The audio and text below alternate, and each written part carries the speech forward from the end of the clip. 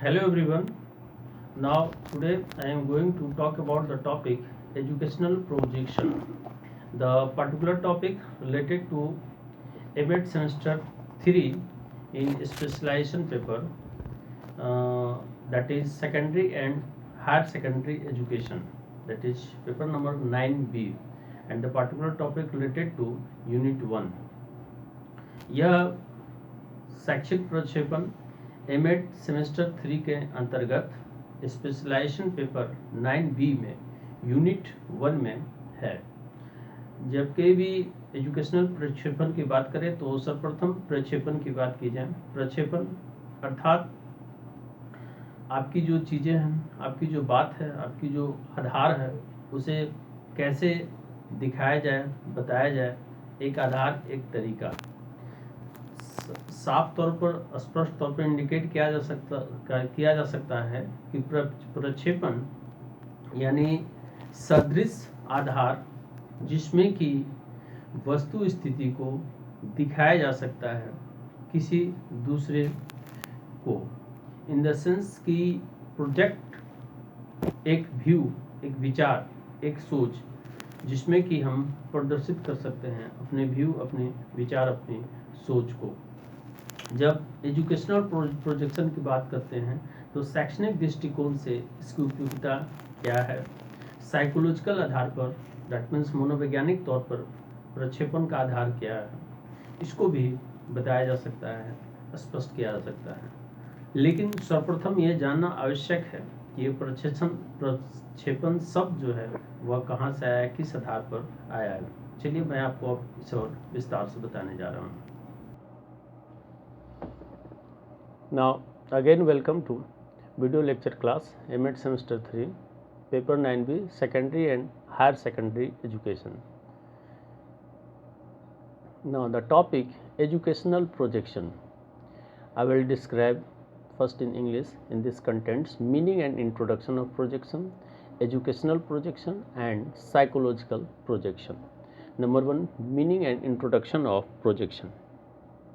Generally, projection is the mental process by which people attribute to others what is in their own minds.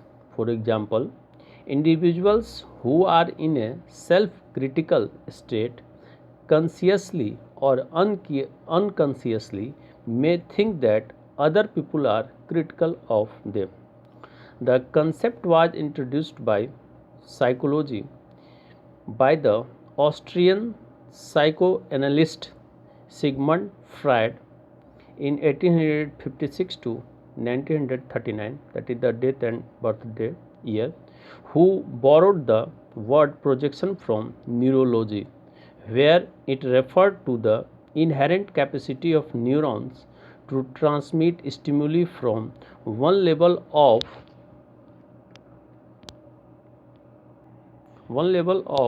the nervous system to another. Full stop.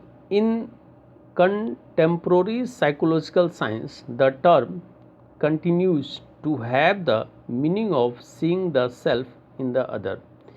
This presumably universal tendency of the human social animal has both positive and negative effects, depending on what qualities are projected and whether or not they are denied in the self projection can be the basis of both warm empathy and cold hatred. Projection means an estimate of what might happen in the future based on what is happening now, something that sticks out from a surface, the act or process of causing a picture, movie, etc. to appear on a surface. The importance of projection as an educational phenomenon is therefore determined by the purpose and philosophy of education. Projection, the particular word, originated from German projection, PROJEKTION, was conceptualized by Sigmund Freud in his letter to Wilhelm Fleiss and further refined by Carl Abraham and Anna Freud. Freud considered that in projection, thought, motivation, desire, and feelings that cannot be accepted as one's own are dealt with by being placed in the outside world and attributed to someone else. What the ego split off and placed in another. Now, next one is educational projection. The educational projection generally based on the model evaluates and forecasts the population by their educational level. The models achieves this by modeling each person's path through the education system. The model is also called education projection. Now next one is psychological projection. Psychological projection is a defense mechanism in which the human ego defends itself against unconscious impulses or qualities, both positive and negative, by denying their existence in themselves while attributing them to others.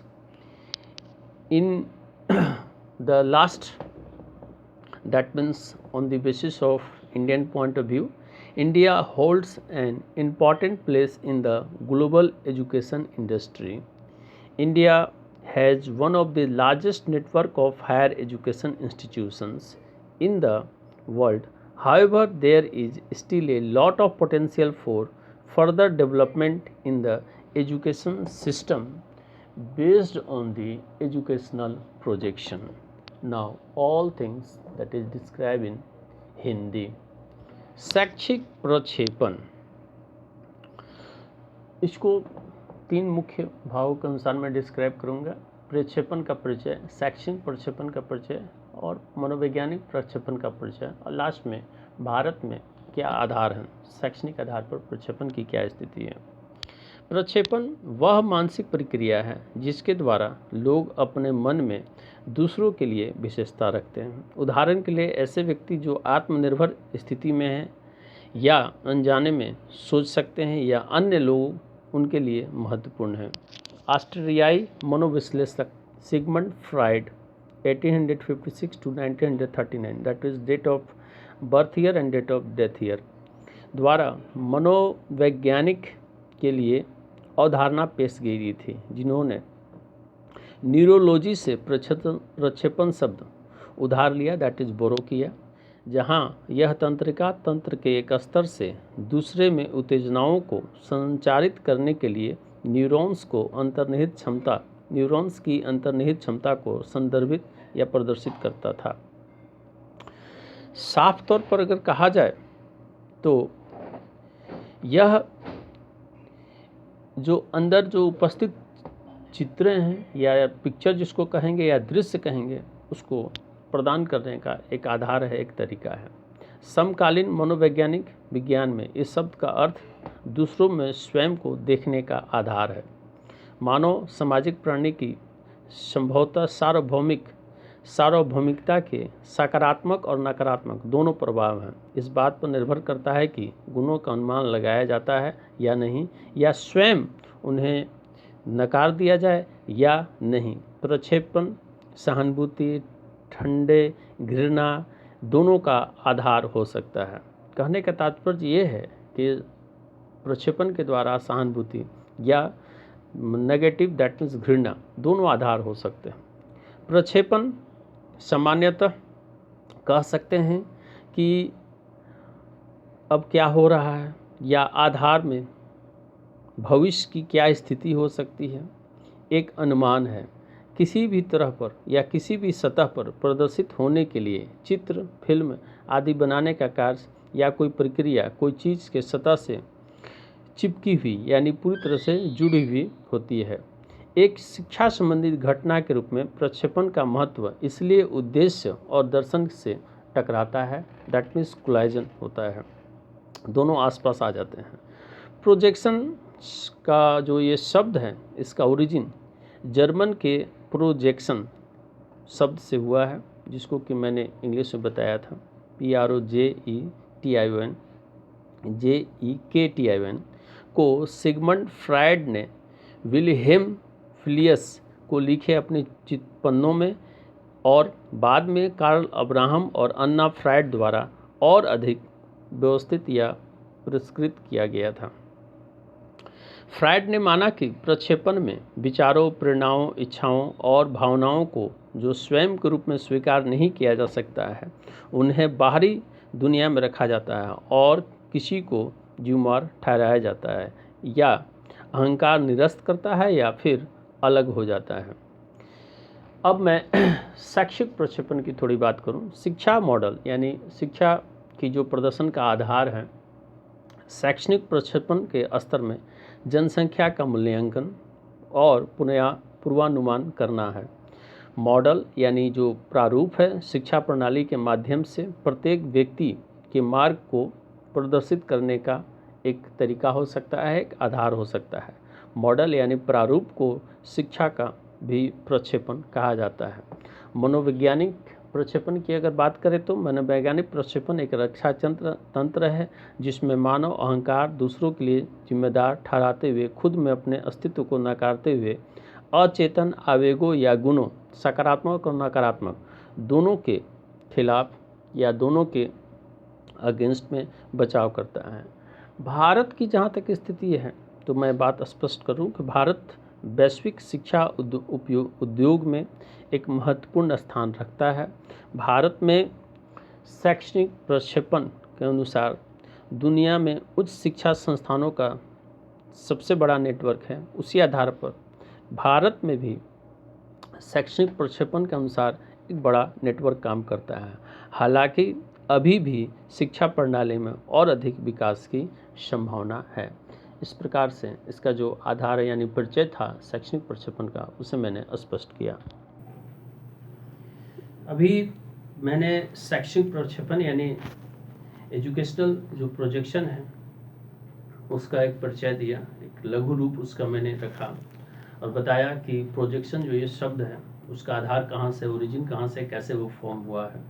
साथ ही साथ educational projection क्या होता है, एक model के रूप में कैसे काम करता है, और साइकोलॉजिकल प्रोजेक्शन भी क्या होता है उसके बारे में भी मैंने बताया। भारत की क्या स्थिति है उसके बारे में मैं बताया। अब आगे की क्लास में मैं इसकी टेक्निक क्या होती है, इसकी उपयोगिता क्या है, शिक्षा के दृष्टिकोण से कैसे टेक्नोलॉजी यानी इस प्रोजेक्शन प्रक्षेपण को उपयोग करके एडमिशन या बाकी जो प्रक्रियाएं हैं उसको व्यवस्थित सही तरीके से की जा रही है, भारत में इसकी क्या उपयोगिता है, उसके बारे में अगले क्लास में मैं आपसे विस्तार से बात करूंगा। तो मिलते हैं अगले क्लास में एक और नए वीडियो के साथ। तब तक के लिए धन्यवाद।